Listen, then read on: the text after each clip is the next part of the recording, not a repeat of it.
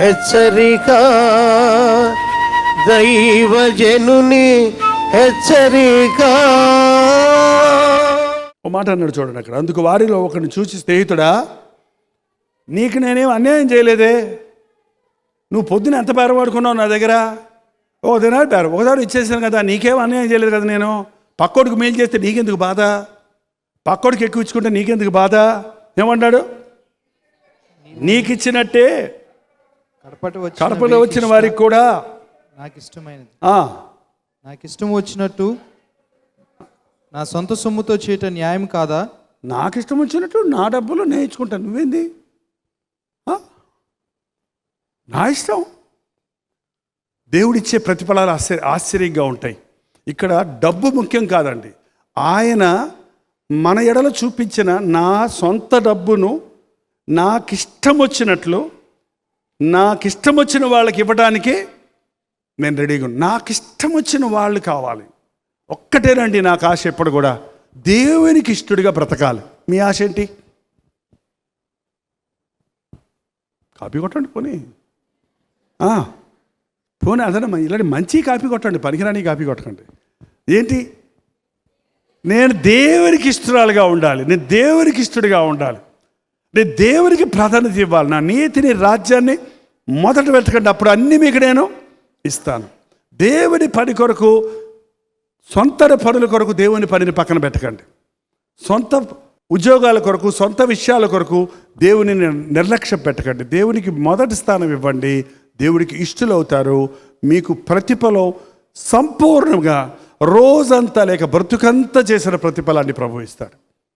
ఒకసారి ప్రభు అదే అన్నాడు, పరిచయులతో శాస్త్రులతో, వాళ్ళు గడాలు మీసాలు పెంచుకొని తెల్లటి వస్త్రాలు వేసుకొని, మాకు ధర్మశాస్త్రం అంతా తెలుసో, నీ వయసు అంతయా, నువ్వు చిన్నపిల్లోడివి, మేమంతా ఆరిదేరిపోయిన వాళ్ళమి అని యేసుప్రభుని ఒకలాగా హీనంగా నీచంగా మాట్లాడారు వాళ్ళు.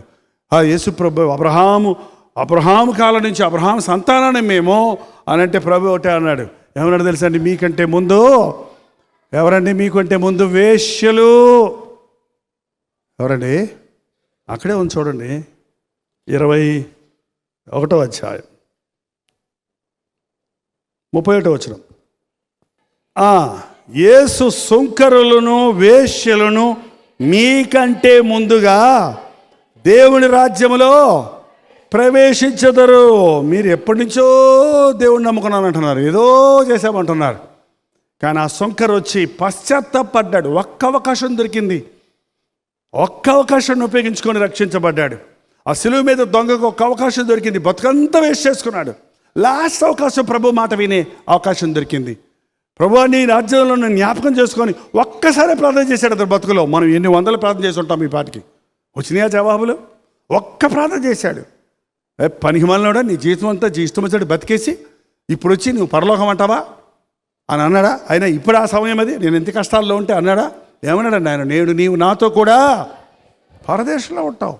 మీకంటే ముందు దొంగలు, వేశ్యలు, వ్యభిచారులు, కొత్త వాళ్ళు, ఈ రోజులో అనేక మంది విగ్రహారాధికులు, మూర్ఖులు, జీవితాలు నాశనం చేసుకుంటున్న వారు యేసుప్రభు నమ్ముకొని ఎంత వైరాగ్యంతో బతుకుతున్నారంటే నేను చూస్తానండి. కొంతమంది కొత్తగా ప్రభువు నమ్ముకున్న వాళ్ళు అగ్ని పరుగులెడుతూ ఉంటారు, అగ్నిలాగా ఉంటుంది వాళ్ళకి, గుండె మండిపోతుంటుంది, ఏదైనా చేయడానికి సిద్ధం దేవుని కొరకు. నువ్వు ఎప్పటి నుంచో ప్రభువుని నమ్ముకున్నావు, ఏం చేస్తున్నావు దేవుని కొరకు? ఏం చేసావు దేవుని కొరకు? నువ్వు ఈ లోకంలో ఎన్ని పనులు చేసావో అది దేవుడు అడగడండి. రేపు నువ్వు ఏం సంపాదించావు అన్నది అడగడు ఆయన, ఎన్ని మేడలు కట్టావు అన్నది అడగడం. కానీ నా కొరకు నువ్వేం చేశావు? నీ రక్తం ఇచ్చి నేను కొన్నాను, మీరు విలువ పెట్టి కొనబడిన వారు, మీరు నా సొత్తు అన్నాను కదా, మీరు మీ దేహాలతో దేవుడిని మహిమపరిచారని అడుగుతాడండి. ఇది మంచి అవకాశం. దేవుడిచ్చే ప్రతిఫలం మనం పొందాలంటే ఇంతవరకు మీరు ఎలా బతికారో వదిలేయండి. Enough is enough. పాతది వెనుకున్న వాటిని మరిచి ముందున్న వాటి కొరకు ఈ రోజు నుంచి ప్రభా నీ తోటలో పనిచేస్తా, నీ రాజ్యంలో పనిచేస్తా, నువ్వు చెప్పినట్టు చేస్తా, నీకోసం జీవిస్తా, నా జీవితాన్ని నీకు అప్పగిస్తా, నా చేతులతో పనిచేస్తా. ప్రతివారు వారి చేతులతో ఏ పని చేసినా కడుపు నిండుద్దండి. 10 మంది కడుపు నింపగలదు మనం. మీ చేతులు పని చేయాలి. పని చేయని వాళ్ళని చేతులు, చెప్పాను కదా, భోజనం చేయకూడదు. పరుల జోలికి పోయేవారికి ఉంటున్నారు, కుటుంబాలకు నాశనకరంగా ఉంటున్నారు. చాలామంది తాగుబోతులకి మూల కారణం ఏంటంటే వాళ్ళకి పని లేదు కాబట్టి త్రాగుతున్నారు. ఈ రోజుల్లో ఎంతోమంది యవనస్తులకు ఉద్యోగాలు లేవు మన దేశంలో, కాబట్టి వాళ్ళు డ్రగ్ అడిక్ట్స్ అయిపోతున్నారు. రోడ్ల మీద బైకులు వేసుకొని తిరుగుతూ ఉన్నారు. ఏదో ఒక పని, దేవుడు నీ చేతికి ఇచ్చింది ఏదైనా సరే, పెన్ అయినా సరే, కంప్యూటర్ అయినా సరే, ఒక సూదైనా సరే, ఒక కత్తి అయినా సరే, ఒక ఇన్స్ట్రుమెంట్ అయినా సరే, ఏదైనా నీ చేతులతో దాని మీద ప్రాక్టీస్ చేయి, దానితో వాడు. నీ హృదయంలో నీవు దీవించబడతావు, నీ జీవనాపాధి తీరుతుంది, నీవు అనేకులకు ఆశీర్వాదకరంగా మారుతావు. ప్రార్థన. పరిశుద్ధుడా, ప్రేమగల తండ్రి, కూడి వచ్చిన నీ బిడ్డలందరినీ చూడు నాయన. చూడయ్యా, మమ్మల్ని ఎంత ప్రేమిస్తున్నావయ్యా నువ్వు. మాలో ఎవరైనా సరే తండ్రి, ఆది నుండి నేను ఎరిగిన వారమైనా, నిన్ను ఎరగని వారమైనా, నిన్ను బాధ పెట్టిన వారమైనా, నీకు లోబడిన వారమైనా, నువ్వు మమ్మల్ని ఇంకా ప్రేమిస్తున్నావే. ఎప్పుడు దేవుడు నాకేదో ఇవ్వలేదంటూ సడిగేవారిగా మేము ఉండిపోకుండా సహాయం చేయను ఆయన. ఏం చేశాడు దేవుడని ఎన్నో మేళ్లు పొంది గొణుగేవారిగా మేము ఉండకుండా సహాయం చేయను ఆయన. తండ్రి, నమ్మదగిన దేవుడిగా నీవు ఉన్నావని, నీవేదిస్తే అది చాలని, నువ్వు కనికరిస్తేనే చాలన్న ఆ చివరి సమయంలో వచ్చిన వారి వలె మాకు ఆ కృతజ్ఞత మాకు దయచేయను ఆయన. ఆ యొక్క నమ్మకత్వం దయచేయి ప్రభువా. తవా నీ కొరకు కొద్ది సమయమైనా కష్టపడాలని, నీ రాజ్యాన్ని కట్టాలని, నీ కోసమైనా ప్రయాసపడాలనేది మాకు ఆశ దయచే తండ్రి. జీవితంలో అనేక పోరాటాలలో నష్టపోయి మూలబడ్డవారు, కృంగిపోయిన వారు, ఇక మేము ఎవరికి పనికిరామనుకున్నవారు, ఈరోజు ప్రభువు నన్ను పిలిచాడు అన్నది గుర్తించి లేచి నీ దగ్గరకు రావడానికి సహాయం దయచేయి. యేసుక్రీస్తు నామములో అడుగుచున్నాము తండ్రి. మన తండ్రి అయిన దేవుని యొక్క ప్రేమయు, కుమారుడైన క్రీస్తు యొక్క కృపయు, ఆదరణకర్త అయిన పరిశుద్ధాత్మ యొక్క సహవాసమును కూడి వచ్చిన మనందరికీ ఇప్పుడు సదాకాలము తోడయుండునుగాక. ఆమేన్, ఆమేన్, ఆమేన్.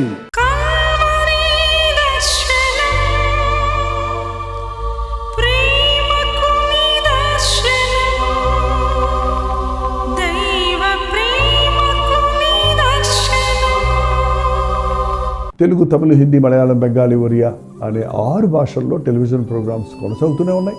భారభరితమైన పరిచయంలో మీరు సహకరించాలని ఆశిస్తే, ప్రభువు మిమ్మల్ని ప్రేరేపిస్తే మీ విరాళాలు, కానుకలు డాక్టర్ జై ఫౌండేషన్స్ అనే ట్రస్ట్ నెంబర్కి మీరు పంపించవచ్చు. అవి నేరుగా టీవీ ఛానల్స్కి వెళ్తే అందులో ఏది మేము మా సొంత ఖర్చుల కొరకు ముట్టుకోవటం లేదు, వేరే పరిచయ కొరకు ముట్టుకోవటం లేదు. టెలివిజన్ పరిచయలో ఇంకా సువార్త అనేది వారికి అది అందించాలని ఆశతో ఒక 20 సంవత్సరాలుగా కొనసాగుతున్న పరిచయం కొరకు ప్రార్థించండి, మీ సహకారాన్ని అందించండి. ఈ విషయం మీకు ఇంకా వివరాలు కావాలంటే 89393939 అనే నెంబర్కి మార్నింగ్ 10 నుంచి ఈవినింగ్ 10 లోపల మీరు ఫోన్ చేయండి. వివరాలు గురించి తెలియజేస్తాను.